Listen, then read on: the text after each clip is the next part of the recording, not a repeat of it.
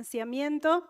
Como saben ustedes, una parte esencial de esto de pensar políticas de cuidado tiene que ver con la manera de financiarlas. Esto abre múltiples discusiones. Una parte de ellas tiene que ver con diseñar esquemas que nos permitan movernos hacia la equidad de género y también en términos de cómo conseguimos esos recursos, idealmente movernos a amortiguar otras desigualdades sociales. También nos enfrenta a estimar cuánto sería el gasto que necesitamos o esa inversión que necesitamos y cuáles podrían ser los impactos que esto tiene en términos de consumo, de salario, de empleo, de retorno en ingresos a la seguridad social o de impuestos. ¿Cuáles son los esquemas que podríamos promover, con qué agendas de acuerdos, con qué actores, con qué diseño? Y también reflexionar sobre el lugar en el que estamos, cuáles pueden ser las propuestas que tomemos de otros lugares, de otros países del mundo y desde dónde avanzar en Uruguay. Bueno, esta serie de desafíos y de puntas por las cuales pensar los temas son las que nos convocan en esta mesa. Les voy a presentar brevemente a los 3 prestigiosos especialistas en estas temáticas que nos acompañan hoy para hablar de estos temas. En primer lugar, tenemos por vía Zoom a Paz Arancibia, que es la especialista senior regional de género y no discriminación para América Latina y el Caribe de OIT. Ella cuenta con más de 20 años de experiencia en el asesoramiento en políticas públicas en varias agencias de Naciones Unidas y fue asesora de la ministra de Trabajo y Seguridad Social de España. Y bueno, además es licenciada en Ciencias Políticas, tiene un máster por el IDS en la Universidad de Sussex en Inglaterra y va a ser nuestra primera expositora. Luego a mi izquierda tengo a Cecilia Alemani, que también es directora regional adjunta de la Oficina Regional de ONU Mujeres para las Américas y el Caribe. Está realizando un doctorado en estudios interdisciplinarios de género por la Universidad de Islas de Baleares. Tiene un máster en Prospectiva Internacional por la Universidad de París y es licenciada en Relaciones Internacionales por nuestra Universidad de la República. También todos la conocen, tiene una amplia trayectoria liderando diversas operaciones y asesorando agencias de Naciones Unidas y no gubernamentales. Y finalmente, más hacia el extremo, tenemos a Jorge Campanella, que es economista, es magíster en Economía por nuestra Facultad de Ciencias Económicas y Administración. Hasta 2023 ha sido docente por muchos años de la facultad. Él ha sido director de Infamilia en el MIDES y luego ha sido director ejecutivo de la Secretaría de Cuidados de Uruguay entre 2016 y 2020 y actualmente se desempeña como consultor independiente en temas de primera infancia, cuidados y protección social. Entonces, con ellos vamos a compartir esta mesa. Le vamos a dar la palabra a Paz. No sé si nos está... ¿Sí?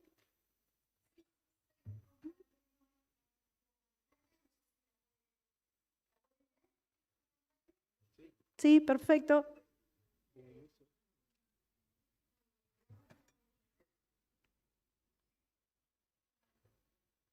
No les escucho. Creo que la ven. Sí, la vemos, la vemos. Perfecto, vamos allá.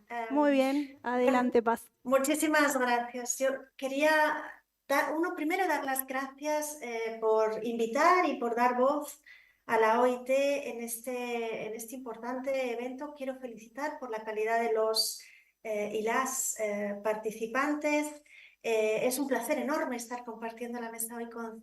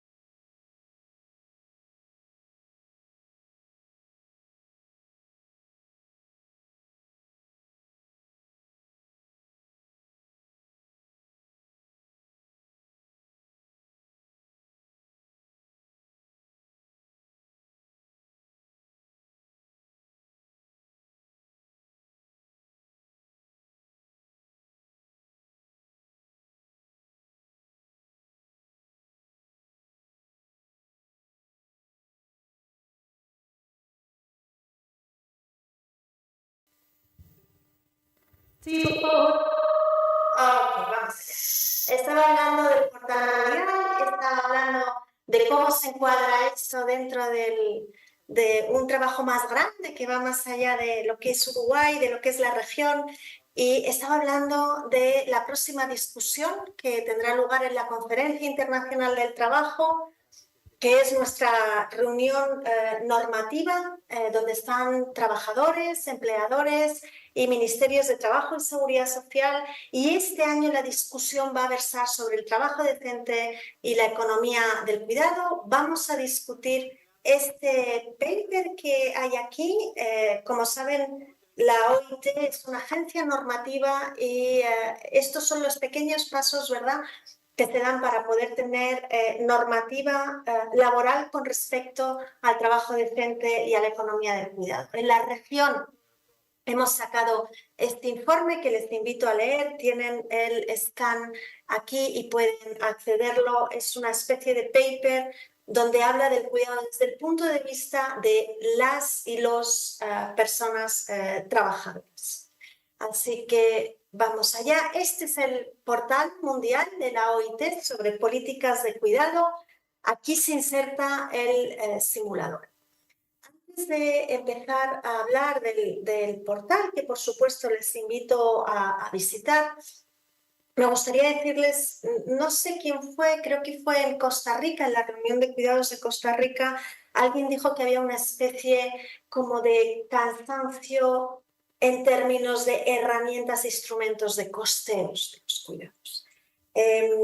Y que había como muchas agencias o diferentes agencias haciendo. Y yo entiendo bien este mensaje y entiendo que el cuidado va más allá de los números, pero también pienso, o desde la OIT pensamos que son herramientas útiles para tener discusiones a diferentes niveles, entre otros a nivel político y también a nivel de los presupuestos públicos. La OIT tiene este simulador, tiene un simulador, este simulador es, para que lo entiendan en su contexto, es un simulador que nos permite a la OIT hacer lo que es nuestra columna vertebral, que es el diálogo social. Está abierto, está en línea, los datos son abiertos a todas las personas que se inscriban, que se registren, y la OIT tiene otras herramientas de costeo, tiene una con ONU Mujeres que habla, sobre todo se focaliza en los temas de empleo, tiene otra herramienta con el PNUD que se focaliza en los temas de protección social. El simulador de inversiones está hecho para favorecer el diálogo tripartito, no está hecho para expertos que viajan en misión, no, es una herramienta de discusión. Y en América Latina, y pronto vamos a lanzarlo, creo que está Lucía, obviamente, porque me ha llamado ahí, hemos hecho un acuerdo con la CEPAL para que este simulador tenga datos de todos los países de la región. Aquí van a ver que hay 82 países, por el momento hay 9 en las Américas, luego se ingresan en el simulador, van a ver que no está Uruguay, yo le voy a dar una serie de datos, pero que sepan que este año hemos trabajado muy intensamente el año pasado con la CEPAL y que este año vamos a poner a disposición los datos de los países de la región, incluyendo datos del Caribe. Así que esta es la página, se registran, entran y a nivel global, lo que nuestros datos nos dicen, y son con los datos con los que hemos ido al G20, es que hay sólidos argumentos para la inversión.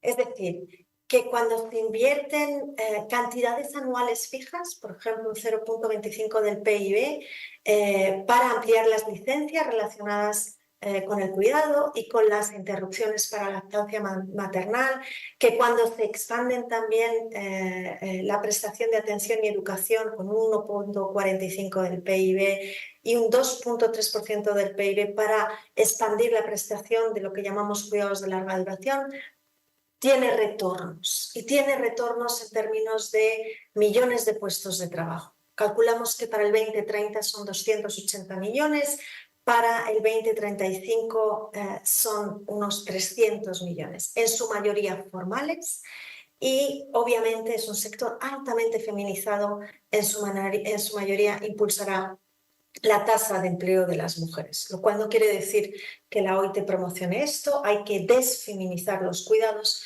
pero obviamente muchas de las personas que trabajan en los cuidados están haciéndolo de manera precaria en el mercado informal y con condiciones que no reúnen los requisitos de trabajo decente. Así que tiene altos retornos a la inversión a nivel global. El simulador lo que hace es introduce parámetros de política del usuario, una serie de supuestos fijos de parámetros de política y los mezcla con bases de datos existentes. Así que calcula las necesidades de inversión en políticas de servicios de cuidado, que para la OIT tienen que ser gratuitos, progresivos, universales y financiados íntegramente con fondos públicos. Calcula las necesidades de inversión para toda la población dentro de una franja de edad específica y por ello le resta la inversión pública actual si está disponible, y hace una tabla con efectos de cálculo de una tabla de input, lo que se llama input-output.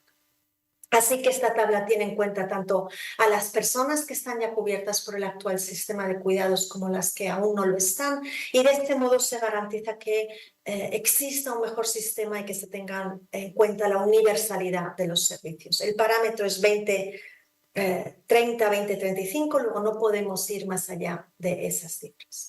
Estos son algunos de los parámetros que utilizamos. Tienen que ver con lo que son los requisitos de nuestros convenios en términos de licencias de maternidad, paternidad, y tiene que ver con otra serie de requisitos, por ejemplo, en términos de pausas de lactancia, con requisitos que establece la Organización Mundial de la Salud, o con requisitos de la enseñanza preprimaria o AEPI con baremos que se establecen con respecto a UNESCO, OCDE y otros. Así que luego les voy a enseñar dónde pueden encontrar dentro de la página web lo que es la ficha informativa específica. Así que les traigo este slide. Este slide lo voy a pasar un poco deprisa porque proviene de una nota técnica que hizo Verónica Amarante para nosotros, para la CONOSUR, para la OIT, donde en el 2022, con datos que llegan hasta el 2020. Por eso lo quiero pasar un poco rápido, pero ya demuestra los retornos de la inversión.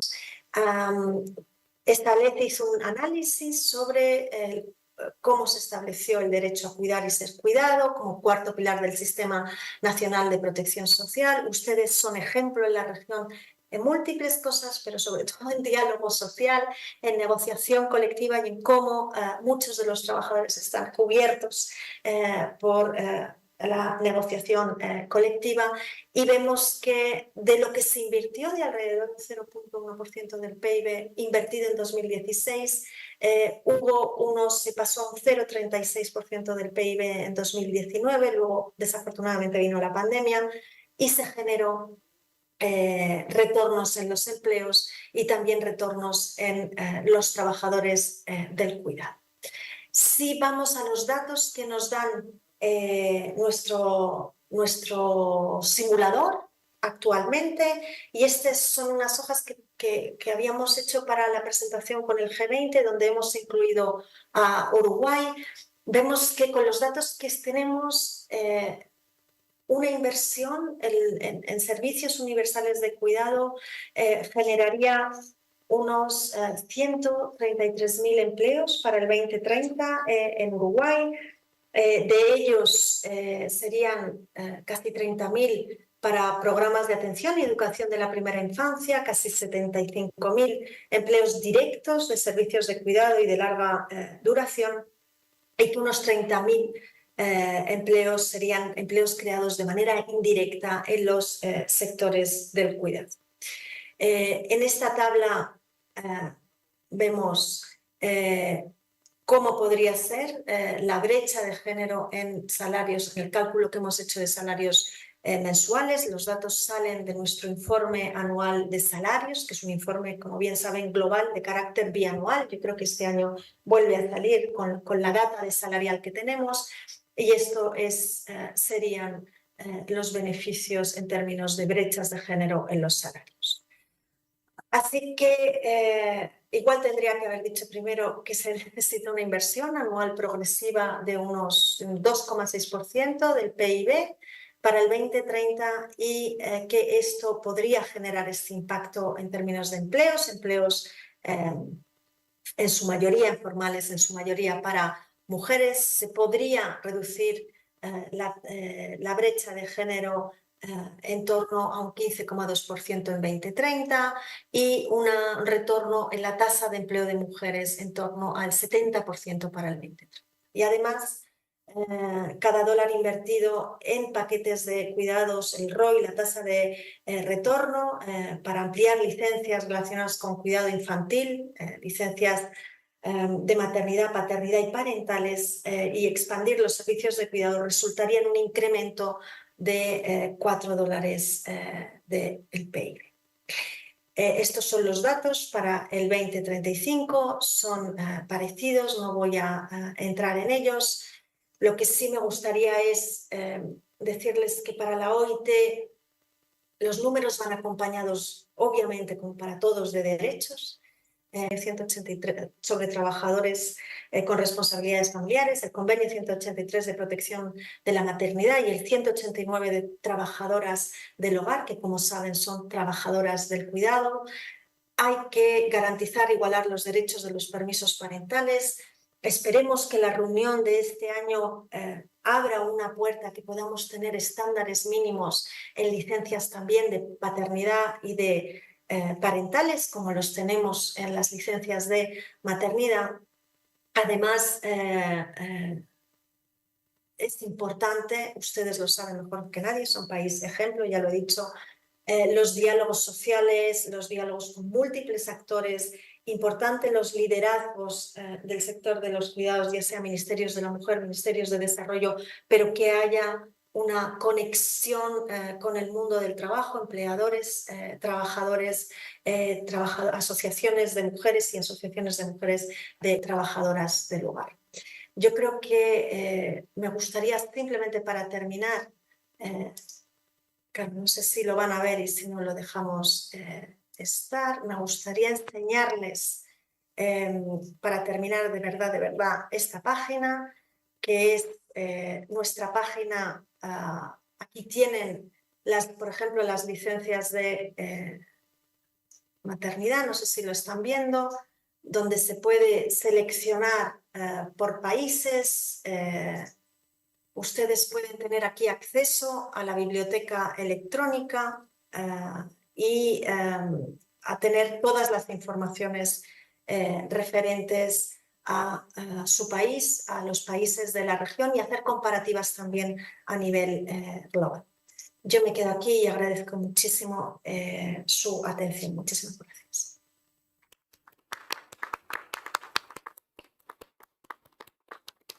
Muchas gracias, Paz. Disculpas por los problemas técnicos que fuimos navegando, pero creo que la exposición fue clara, y además este aporte del simulador va a ser fundamental para esta discusión y para las que vienen. Así que muchas gracias. Vamos a pasar a la segunda presentación, que es de Cecilia Alemani. A ver si podemos compartir.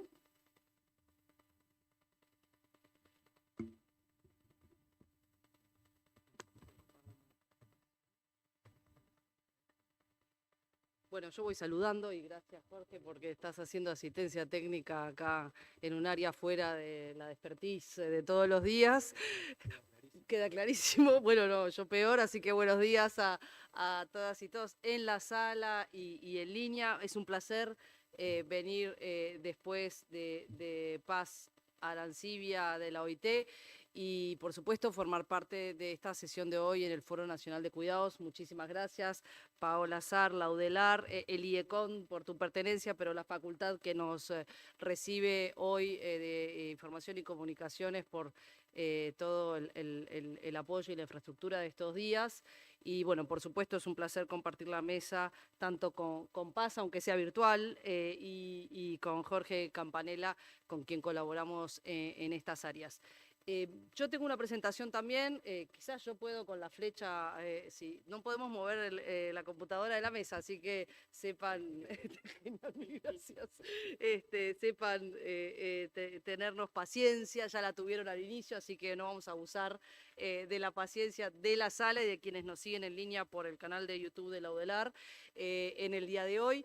Realmente es una alegría poder compartir buena parte de los esfuerzos de sistematización y análisis que venimos haciendo desde ONU Mujeres, pero como verán, en colaboración muy cercana con CEPAL, con la OIT, con el PNUD, Programa de Naciones Unidas para el Desarrollo, y muchos actores más que hoy nos acompañan acá, en particular, no solo porque las fuentes de lo que voy a estar compartiendo se han ido elaborando en este camino, y yo diría fundamentalmente a nivel regional, desde el 2020 a la fecha, con un impulso, una dinámica y una producción colectiva como no había tenido antes. Evidentemente son décadas de la economía feminista que estamos ahora volcando a la política pública y por supuesto usando las experiencias tanto nacionales como subnacionales y locales de la región y el mundo para comprender, ¿no? Y en esta interacción de políticas transformadoras, como decía Paz recién desde la OIT,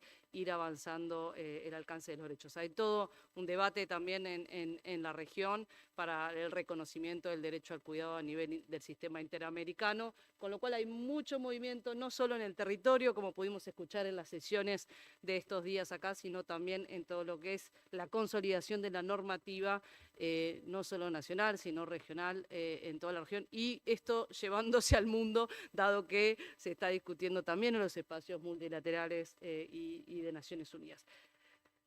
Creo que puede ser una evidencia hablar en Uruguay de qué son los sistemas integrales de cuidados y esto parte de un trabajo conjunto de CEPAL ONU Mujeres que hicimos sistematizando en el 21 y que llevamos al foro parlamentario, al foro de mujeres parlamentarias de América Latina y el Caribe, en la última conferencia regional sobre la mujer, como una de las líneas de base para empezar a hablar de sistemas integrales de cuidados. Entendemos esto como conjunto de políticas encaminadas a concretar una nueva organización social de los cuidados con la finalidad de cuidar, asistir y apoyar a las personas que lo requieren, así como y acá faltan más R's porque hemos ido ampliando las R's gracias también a la OIT. En principio hablábamos de reconocer, reducir y redistribuir, pero ya hemos avanzado hacia las 5 R's que tienen que ver con la representación y, bueno, y el diálogo social también que traía Paz recién. Evidentemente todavía encontramos en muchos casos conjuntos de tipos de intervención y de abajo hacia arriba en este esquema. Para quienes trabajan o trabajamos en políticas públicas, esto es una evidencia, pero no siempre es una evidencia en el debate público o político sobre estos temas, porque, y perdonen para quienes esto es muy obvio, la diferencia entre lo que es un programa, una política o un sistema, de abajo hacia arriba de alguna manera, porque bueno, los programas o servicios, el pilar más abajo de este esquema, cuando están orientados solamente a una población concreta, como podría ser en el pasado, en el caso de Uruguay, a primera infancia o personas mayores o en situación de discapacidad o de dependencia. Esto es cuando solían estar totalmente descoordinados. Evidentemente no quiere decir que hayamos alcanzado niveles óptimos de coordinación, pero que muchas veces solamente pensados en clave del beneficiario y del servicio y no desde una perspectiva de derechos como nos colocaba Paz ya desde la primera intervención. El segundo nivel de políticas de cuidados y muchos países empiezan a avanzar en la región o a discutir al menos cómo pasar de esta lógica de programas a una lógica de políticas y cada vez tenemos más países en América Latina que empiezan a consolidar estas políticas de cuidados, ya sea a nivel de leyes de cuidados o de diseño de estas políticas, y esto es cuando, bueno, empezamos a articular estos programas preexistentes, ¿no? La lógica siglo XX, vamos a decir así, de los programas, y que se empiezan a buscar satisfacer estas necesidades y asegurar el ejercicio de derechos de los distintos grupos de poblaciones. Cada vez más se está comprendiendo también a nivel normativo en la región que el derecho al cuidado, bueno, a cuidar y al autocuidado afecta a todas las personas. En Uruguay y en algunos otros países, por lo menos estamos muchos abogando para eso, donde pasamos a un sistema, a un modelo de gobernanza que incluye esta articulación interinstitucional, tanto a nivel nacional como territorial, entre todas las instituciones que implementan y que coordinan acciones, coordinan recursos, no solo financieros, sino también humanos, y se pasa a este modelo de gestión que pasa a la lógica de los servicios a la lógica de las personas. Buena parte de lo que el feminismo aportó en este camino es que todos estos programas anteriores y muchas de las políticas nunca pensaban que quien estaba brindando este servicio de cuidados ante la ausencia de la responsabilidad del Estado para brindarlo eran las mujeres. Y nunca se había puesto en esta lógica del diseño la perspectiva de cómo esto estaba afectando los derechos de las mujeres y su pobreza del tiempo y todo el efecto boomerang que conocemos y vamos a ir viendo. Cuando discutimos por qué priorizar la inversión en cuidados, y esta discusión tiene años en Uruguay, pero en muchos países de la región es incipiente, evidentemente ha ayudado un contexto muy adverso que fue la crisis del COVID-19, porque esto se puso en evidencia para quienes no conocían la materia, para quienes no reconocían las desigualdades estructurales, no solo en los hogares, sino también en el mundo del trabajo, como nos lo colocó Paz, que hacían que en definitiva esta falta de sistemas de cuidados integrales y eficientes y eficaces, lo único que hace es aumentar la desigualdad de género y la discriminación contra las mujeres. Tanto más, cuanto más pobres o más discriminaciones afectan estas mujeres. Así que esta agudización que hizo el COVID-19 de la crisis de los cuidados, lo hizo más visible y permitió tener estas discusiones que siguen, por supuesto no son discusiones de corto plazo y que se van renovando, de cuáles son esos cambios culturales, demográficos, sociales y económicos que se pueden activar. Paz hablaba de las políticas transformadoras de cuidados con sistemas y políticas de cuidados robustecidas. Claro, vos me estás haciendo de segundo, gracias. Vale. Evidentemente, cuando trabajamos en la conceptualización, en este sentido con la CEPAL y tomando como base las lecciones aprendidas de Uruguay, de Costa Rica y muchos otros países, encontramos que efectivamente este triángulo, ¿no?, o círculo transformador puede hacernos pasar de este círculo vicioso entre cuidado, desigualdad y pobreza a realmente una solución virtuosa y transformadora que puede ayudar a combatir la pobreza. Nosotros siempre decimos las políticas y los sistemas integrales de cuidados son una de las principales herramientas para la reducción de la pobreza y la desigualdad. Evidentemente, esto se suma a los debates y Pilar lo traía en cuanto a lo que es la calidad, el financiamiento y la coordinación interinstitucional entre los pilares, digamos, tradicionales de la protección social, en educación, salud y seguridad, y además se retroalimentan. Evidentemente, la experiencia de Uruguay con todo lo que fue las décadas de CAIF y avances en lo que es el cuidado infantil y cómo esto fortalecía no solo la autonomía de los niños y niñas que participaban del sistema, sino de las mujeres y principalmente de aquellas mujeres de los hogares monomarentales o más pobres que no tenían otras opciones, para las cuales eso era realmente lograr cuidados profesionalizados que les permitieran salir al mercado o al mundo del trabajo y en mejores condiciones, era un lujo que no se podían dar. Bueno, en muchos países este debate está todavía más atrasado y forma parte. Y evidentemente las conexiones con salud, y hay algunas estimaciones, ¿no?, en curso que estaba haciendo el BID de cómo puede reducir los gastos en salud a futuro, un mejor sistema de cuidados. Tenemos algunas proyecciones de la región y del mundo sobre las que evidentemente todos estamos tratando de entender más y mejor, ¿no? Hay varios estudios que estamos trayendo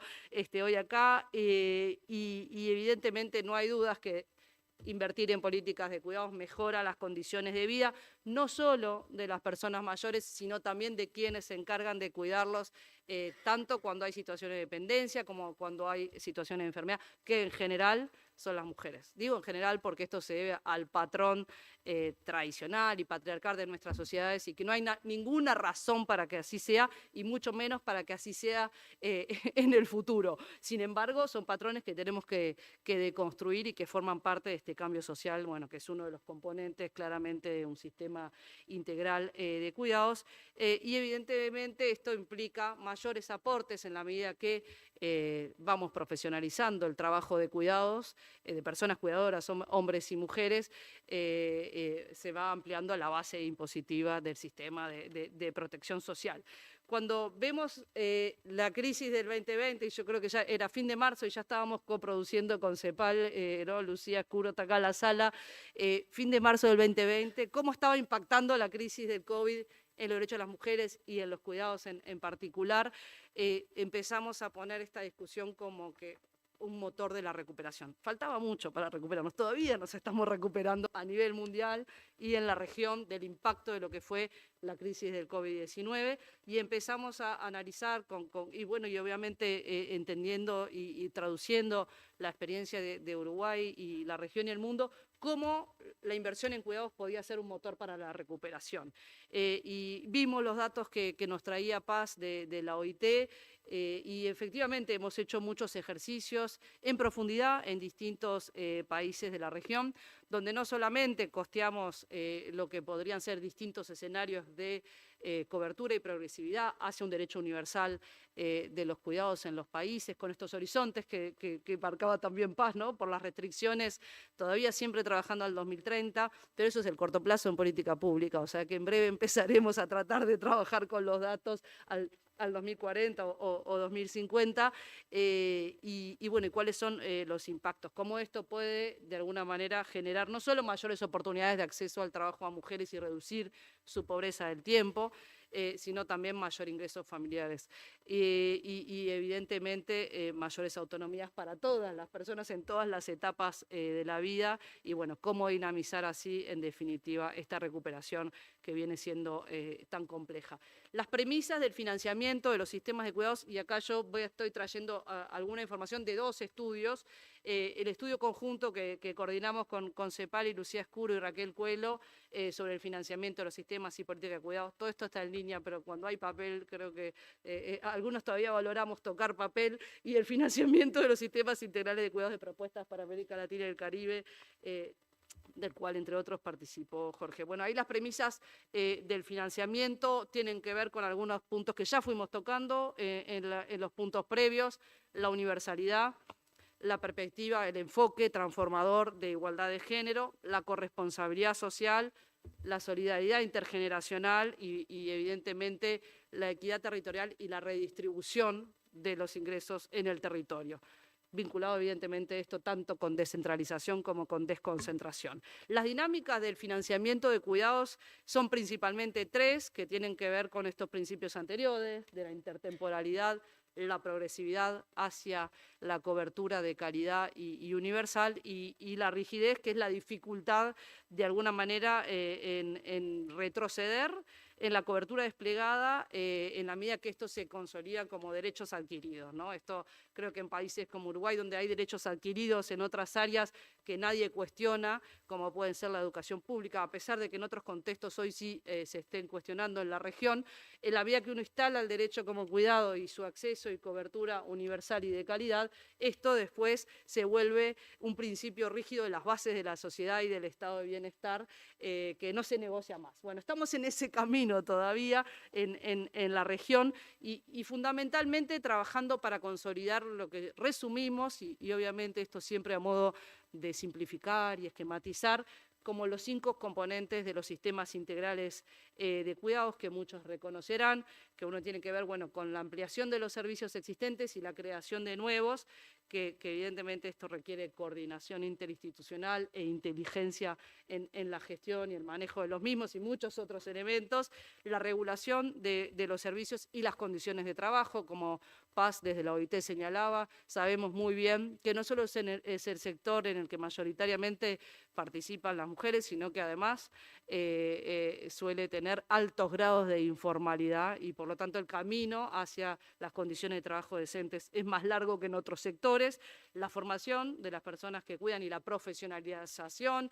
Se ha avanzado mucho, varios países en este momento están haciendo algo que Uruguay hizo antes, que tiene que ver con identificar cuál es el marco de competencias de cuidados, cómo desarrollar esas competencias y las estrategias de formación.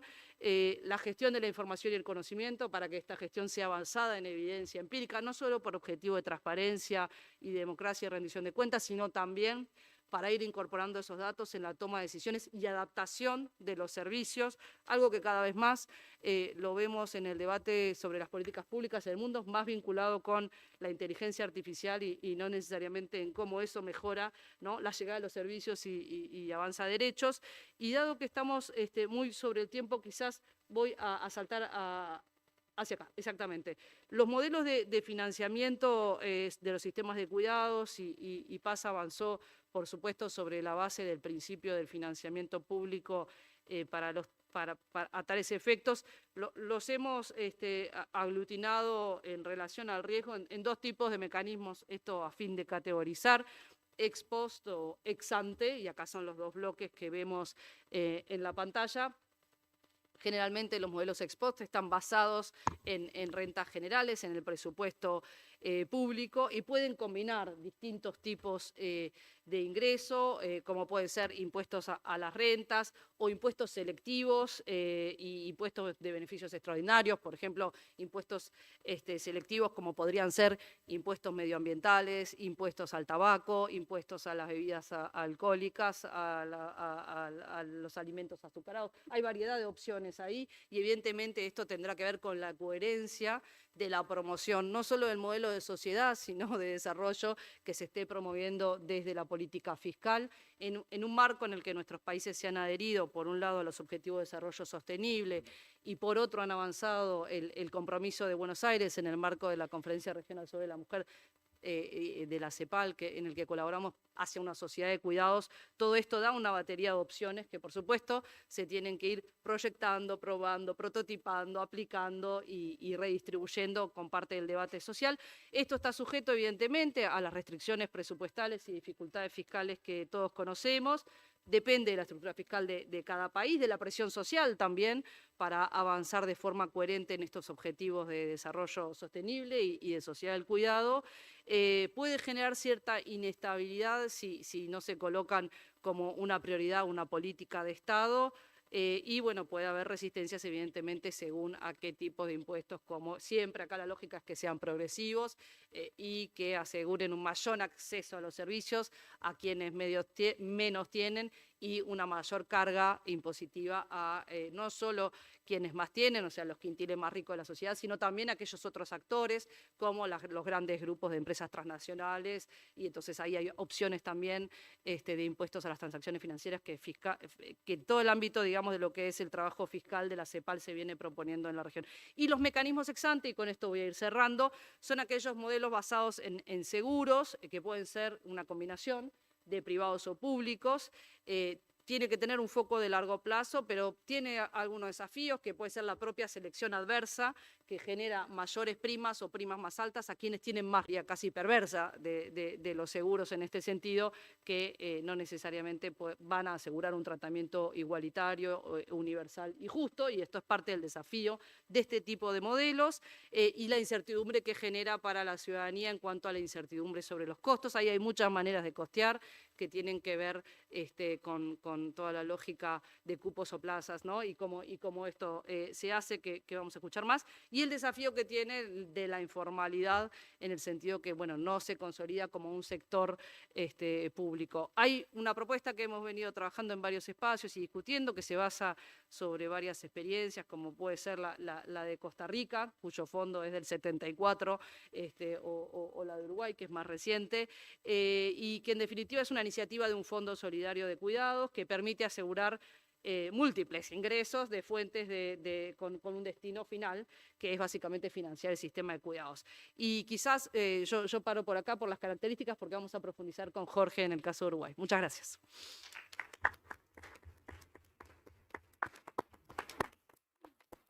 Gracias por el apoyo plural. Muchas gracias, Cecilia.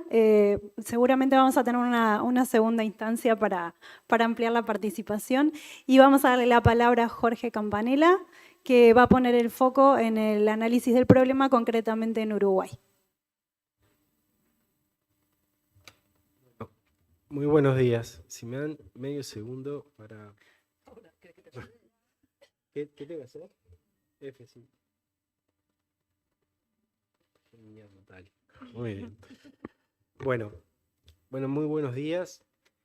En primer lugar, agradecer el foro. Me parece que efectivamente esto es un espacio, no solamente un espacio muy bueno para el intercambio, sino un espacio oportuno y necesario a la vez. Entonces, estamos digamos, en una coyuntura que comenzar a discutir política pública y sobre todo política que necesita de un impulso y de una sustentación social y política muy necesaria. Me parece que espacios como estos colaboran y ayudan muchísimo.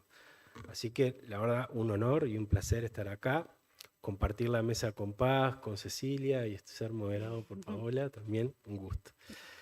Yo voy digamos, en mi presentación a compartir algunos apuntes sobre los desafíos lo que vendría a ser los desafíos del financiamiento del sistema de cuidados en Uruguay. Para eso digo que son apuntes porque me parece que no voy a abordar todos los desafíos, sino quizás una parte vinculada fundamentalmente al tema de financiamiento, que es obviamente parte constitutiva, digamos, de los sistemas de cuidado, como nos decía Cecilia recién, pero no son todos los desafíos. Para estos apuntes me voy a detener como en 3 puntos, mirar un poco lo que aquí llamo punto de partida, que en realidad es ver un poco la situación al día de hoy, hacer un análisis hiper rápido, quizás es demasiado decirle análisis a lo que voy a mostrar, de los 2 periodos que pasaron de desarrollo del sistema del SNIC en Uruguay, pero basándome fundamentalmente en el primer periodo, que es el que conozco más de cerca y para el cual tenía los datos que necesitaba para caracterizarlo, ¿no? Luego voy a hacer como una muy breve comparación en algunos aspectos con la realidad de otros países, y para eso seleccioné algunos países de la OCDE, en realidad países desarrollados, que a su vez sirvieron como referencia al momento del diseño del sistema en Uruguay, como fue el caso de España y como fue el caso de Francia. O sea, en el diseño del sistema recurrimos mucho a la experiencia de estos países, que obviamente tenían una trayectoria y un desarrollo mucho más amplio del que tenía Uruguay en aquel momento. Y después voy a presentar algunos, lo que entiendo yo que son desafíos, y conclusiones y desafíos vinculados justamente a la materia de financiamiento hacia adelante del sistema de cuidados. Entonces, ¿en qué punto nos encontramos, ¿no? Primero, me parece una cosa bien importante, como señalaba Cecilia, el Uruguay ha optado por desarrollar un sistema de cuidados, ¿sí? Obviamente en ese sistema hay programas y hay políticas, pero desde una concepción sistémica. Esto, desde el punto de vista presupuestal, implica un desafío, porque no avanzamos, digamos, espasmódicamente en el desarrollo de servicios o de regulación. Cada vez que yo estoy desarrollando, por ejemplo, servicios, ampliando cobertura de servicios, necesariamente esto impacta en los otros 4 componentes. Impacta en componentes de regulación, requiere, obviamente, desplegar, aumentar la capacidad para supervisar, para fiscalizar y para realizar apoyos técnicos, impacta sobre regulaciones laborales, impacta sobre formación de las personas que vayan a trabajar en esos servicios, impacta obviamente en contar con información relevante tanto para el diseño como para el monitoreo de lo que estoy haciendo, e impacta en la promoción de comunicar el servicio que estoy realizando, para qué lo hago, dónde lo hago, entre otras cosas para promover la participación y la incorporación de beneficiarias y beneficiarios. Con este ejemplo, lo que trato de mostrar es que la opción de los sistemas y implica avanzar de forma sincronizada siempre en los 5 componentes. No puedo avanzar en uno y en los otros 4 quedar como está. La segunda cuestión son una mirada muy, muy gruesa sobre lo que serían las brechas, lo que podríamos llamar las brechas de atención de las 3 poblaciones objetivos del sistema, que serían las niñas y los niños, en particular a niñas y niños pequeños, y la población en situación de dependencia. Estoy excluyendo a las infancias, digamos, y adolescencias, y estoy excluyendo, en este caso, en estos datos, a las personas que cuidan. Mirando solamente a las 2 poblaciones que acabo de señalar, el Uruguay hoy tendría para adelante desafíos en términos de brecha en atención de niños y niñas pequeños en centros infantiles, sean estos públicos, de provisión pública o privada, alrededor de entre un 40 y un 45%. Esto tomando los datos con los que se cerró en el 2019, agregando un poco la cobertura que se incorporaron en estos años y suponiendo que la cobertura privada más o menos está en el mismo nivel que hace 3 o 4 años atrás. Esta brecha en realidad es una brecha global que esconde heterogeneidades, ¿no? Por ejemplo, dentro de esta brecha hay mayores, digamos, necesidades de cobertura de niñas y niños pequeños, sobre todo cobertura diaria, que en las edades más grandes que tienen, donde el Uruguay ha avanzado más. Hay también diferencias en términos de cobertura a nivel regional. En algunos lugares se cuenta con cobertura suficiente y otros por dinámicas demográficas hay más déficit de cobertura. Digo esto porque este es un número global, digamos, pero hay que mirarlo al interior. Básicamente en heterogeneidades en términos de edades, remarco, y en términos de cantidad de horas de atención que reciben las niñas y los niños. Y lo otro sería la cobertura de personas en situación de dependencia, ¿no? Que Uruguay no tenemos cifras digamos, actualizadas y en algunos casos no contamos todavía con cifras que nos permitan dimensionar exactamente la prevalencia de la dependencia, por ejemplo, en personas con discapacidad, pero uno podría decir que en números gruesos, la atención a la situación de dependencia, tanto en servicios, en el domicilio, como cuidado de larga estadía, en centros, en establecimientos o en centros diurnos para la participación de personas en situación de dependencia, uno podría decir que la brecha a cubrir es del 85%. Y este dato me parece que es importante, de vuelta, ¿no? Es un número muy grueso, es una estimación, en realidad un dato que habría que afinarlo bastante, pero creo que da un orden de magnitud. Y acá de vuelta hay heterogeneidades, porque hay diferencias notorias en términos de cuáles son las personas que están hoy accediendo a servicios de este tipo, y hay diferencias por niveles de dependencia, por edad, regionales. Todos estos elementos que los remarco, los menciono porque tienen, digamos, su incidencia también en los esquemas, en la estructura de financiamiento hacia adelante. Acá hay digamos, una sopa de números, pero que creo que voy a usar este cuadro básicamente para mostrar cómo fueron los esfuerzos de financiamientos en el quinquenio anterior, ¿sí? Hasta el 2019. Y quiero detenerme en 2 o 3 datos acá. El cuadro está hecho de forma tal en que, digamos, aparecen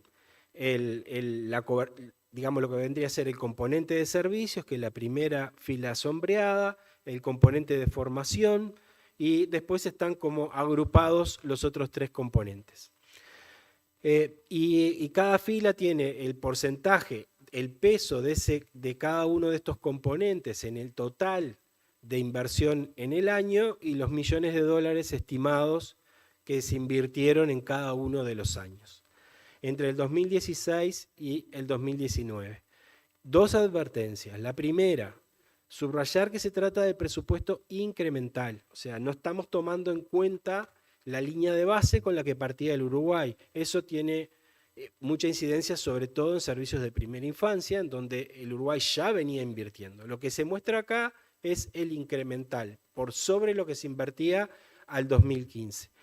Y la segunda advertencia es que este cuadro, estos datos, no incluyen un elemento que es muy importante sobre el cual Uruguay avanzó, que fue la modificación de las licencias maternales, paternales y parentales, que se hizo la reforma de las licencias en el 2013, que también implican un esfuerzo fiscal, y ese esfuerzo no está incluido en estos datos, lo cual algunos números podrían variar, ¿no? Sobre todo la primera fila si incluimos la licencia en servicios como tiempo para cuidar. Dichos estas advertencias, marcar 2 o 3 cosas. La primera, miremos la columna del año 2019 y la última fila, en donde está el incremento presupuestal expresado como porcentaje del PIB de esos años. Vean que en ese momento el esfuerzo incremental que hizo el Uruguay alcanzó el 0,17% del PIB. Una bicoca, sí, nada, ¿no? Poco, muy poco. ¿tá? O sea, ese fue el incremento después de casi 5 años de trabajo. En las proyecciones que nosotros teníamos para el 2020, después pandemia de por medio, yo no tengo los datos, por lo menos para armarlos así, pero sí la proyección que teníamos de gastos para el 2020, sobre lo que ya se invertía y el aumento de cobertura estimada, movían esto al 0,2, 0,21, ¿sí? Una quinta parte de punto porcentual del PIB. Ese es el esfuerzo fiscal que se hizo, que fue, digamos, no estoy diciendo con esto que no se hizo nada, pero en términos presupuestales, digamos, comparado con otros gastos, ¿sí? Con otras inversiones sociales que hace el Uruguay, me parece que, obviamente, si uno mira 2016-2019, ve una trayectoria creciente. Y esto también se vincula con lo que nos decía Cecilia, o sea, una vez que uno avanza, sobre todo en cobertura de servicios, y va consolidando el acceso a ellos como un derecho, obviamente eso genera el piso para el año siguiente. Para el año siguiente, en realidad, hay 2 posibilidades. O congelar, ¿sí? Hacer lo mismo que hice el año anterior, aumentar, o sea, ir generando ampliación de servicios y por tanto de ejercicio de derecho de cuidado, o retroceder. ¿tá?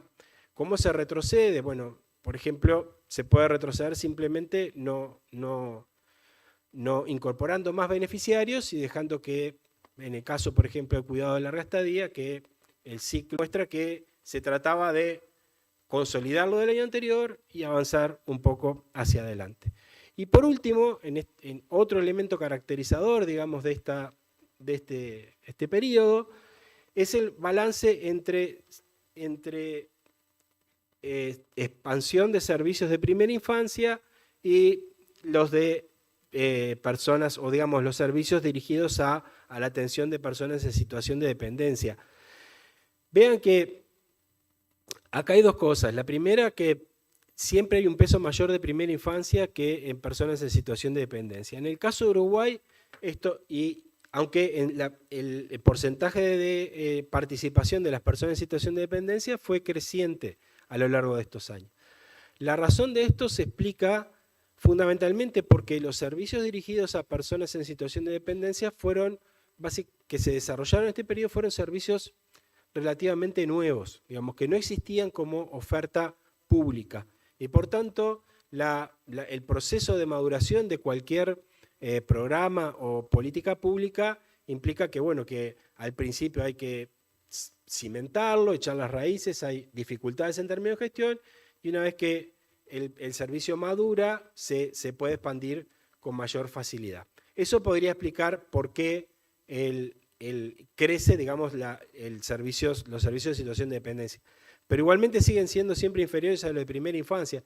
Y la segunda razón en este periodo responde fundamentalmente a la inversión en infraestructura que se hizo en servicios de primera infancia. Mientras que los servicios para personas en situación de dependencia, la expansión mayor se dio por servicios en el domicilio, por tanto no tenían un componente de infraestructura, los de primera infancia sí lo tenían, y en estos años, digamos, ese esfuerzo en infraestructura se refleja en la participación del peso que tienen estos servicios.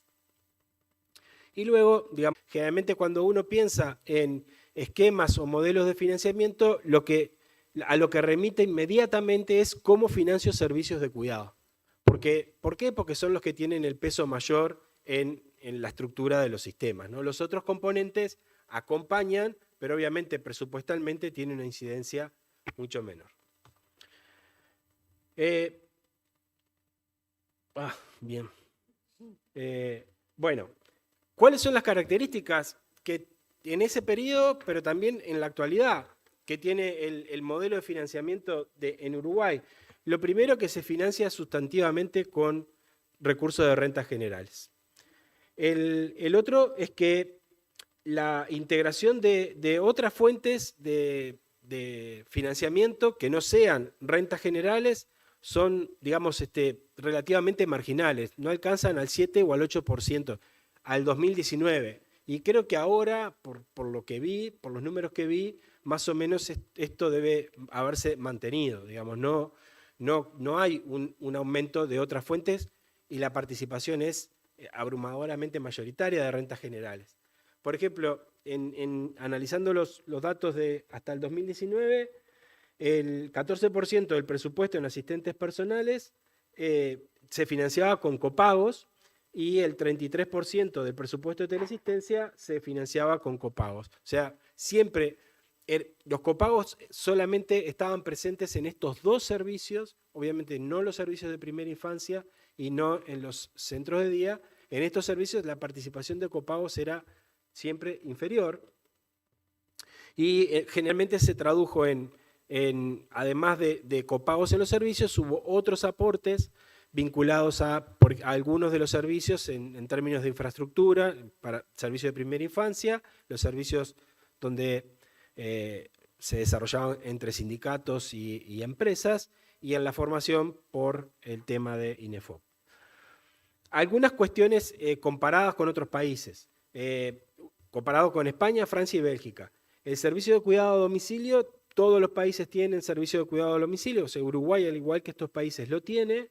La fuente de financiamiento de Uruguay es similar a la de España porque es rentas generales, sin embargo, en Francia y en Bélgica hay un sistema mixto de financiamiento, y lo remarco porque ya que tomamos a estos países como referencia, podríamos volver a ellos pensando en cómo podría ser un esquema para Uruguay. En el caso de primera infancia, diferenciando por niños de 0 a 2 y 3 años, en el caso de Uruguay, todos sabemos que es universal y gratuito en ambos grupos de edad. Sin embargo, eso no sucede en los países con los que estamos comparando. Para 3 años sí, todos es universal y gratuito. Sin embargo, entre 0 y 2 años, en estos países seleccionados, en el caso extremo, España es pago de bolsillo, y en el caso de Francia y Bélgica es selectivo, digamos, como que hay un financiamiento público selectivo, básicamente según las capacidades que tenga de pagar la familia. Vean como que Uruguay está posicionado en cierta medida similar en algunos aspectos, comparado con países europeos, y en otros hay diferencias, ¿no? Bueno, algunas conclusiones. La primera, si se pretende que el sistema de cuidado, me parece, y esto es como bien importante, ¿no?, se constituya en el cuarto pilar de la matriz de protección social, entonces es indispensable discutir y acordar socialmente el modelo de financiamiento que lo haga realidad. O sea, está claro que seguir apoyándose exclusivamente en rentas generales, eso le genera un techo a la expansión del sistema de cuidado. Es necesario generar un espacio de discusión, de diálogo, que nos permita efectivamente acordar como sociedad un esquema de financiamiento. La segunda, hay una cuestión importante que es en particular para los cuidados de larga duración. Parece que deberíamos dejar de a poco el esquema SPOS que tenemos en la actualidad. Digamos, el esquema SPOS significa que el servicio aparece cuando aparece la necesidad de cuidado, y pasar a sistemas mixtos, digamos, en donde podamos combinar esquemas ex ante con esquemas ex post, digamos, ¿no? Sobre todo en el cuidado de larga duración. ¿Por qué? Porque de alguna manera vamos generando capacidad de poder financiar el servicio de cuidado cuando éste se hace necesario. Lo tercero, que yo creo que lo marcaba ya Cecilia al final, me parece que Uruguay debería necesariamente pensar en un esquema, digamos, de financiamiento quizás vinculado al fondo, a un fondo solidario de cuidados. Ese fondo, Uruguay me parece que tiene condiciones como para poder hacerlo. De hecho, tiene la experiencia del Fondo Nacional de Salud.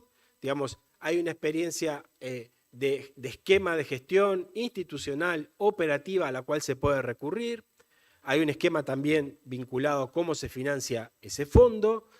Y quizás para el tema de cuidados también pensar en otras alternativas para fuentes de financiamiento que no sean solo rentas generales o aportaciones contributivas, como es el caso del FONASA.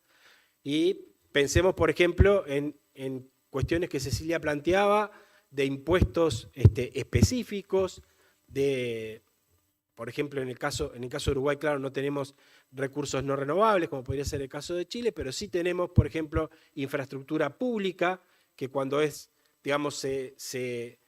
se le otorga el uso al sector privado, parte de ese canon se podría volcar, por ejemplo, en un fondo de cuidado, por poner algunos ejemplos. Hay también el uso de recursos naturales renovables, por el caso de algunas empresas de gran porte internacionales que también podrían formar parte. Estoy tirando ideas, no son, pero para ejemplificar qué quiero decir con impuestos específicos o contribuciones específicas. Y me parece que también el FONASA nos da como sociedad nos da la idea esta cuestión de integrar o de incorporar la progresividad, digamos. No tiene que ser un fondo, digamos, que me permita progresivamente expandir los cuidados de larga duración. No es de un día para el otro, como no lo fue el despliegue del sistema de salud. Me parece que también inspirarse en esa ingeniería del FONASA le permitiría a Uruguay hacerlo para el fondo de cuidado. Y por último, me parece importante también revisar algunos modelos de gestión de los sistemas actuales que se están implementando, porque en algunos casos permitiría optimizar recursos. Bueno, esto es lo que tenía para compartir con ustedes. Muchas gracias.